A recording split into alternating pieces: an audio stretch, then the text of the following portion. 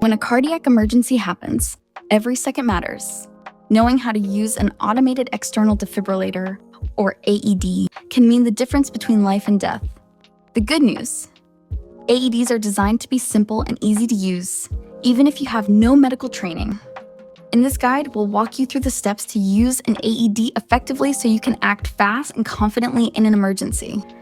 An AED is a portable medical device that delivers an electric shock to someone experiencing sudden cardiac arrest.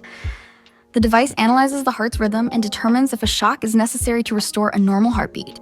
AEDs are commonly found in public places like schools, offices, shopping centers, and gyms. They provide clear voice and visual instructions to guide users step by step. Step 1. Assess the situation. If you see someone collapse, the first step is to ensure the area is safe for both you and the victim. Check for responsiveness by tapping the person and shouting. If they are unresponsive and not breathing normally, they may be experiencing sudden cardiac arrest. Step 2. Call for emergency help. Dial 911 immediately and, if possible, ask someone nearby to retrieve an AED. Early emergency response is critical to survival. Step 3. Retrieve and turn on the AED. Once the AED arrives, open the device or press the power button to turn it on. Follow the AED's voice and visual prompts carefully. Step 4. Attach the electrode pads and analyze the heart rhythm. Remove any clothing from the person's chest, including undergarments if necessary. Peel the adhesive electrode pads and place them as shown on the diagrams provided by the AED. The AED will then automatically detect the heart's rhythm. Do not touch the person while the AED is analyzing. This step determines whether a shock is needed. Step 5.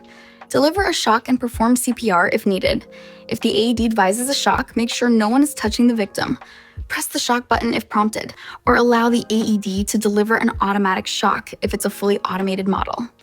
After delivering a shock, begin chest compressions if instructed by the AED. Push hard and fast in the center of the chest at a rate of 100,120 compressions per minute. Continue following the AED's instructions until emergency responders arrive and take over. If the person regains consciousness, keep them as comfortable as possible. Common mistakes and how to avoid them. Not calling 911. Always call for emergency help before using the AED. Incorrect pad placement. Follow the AED's diagrams carefully to ensure proper placement. Hesitation.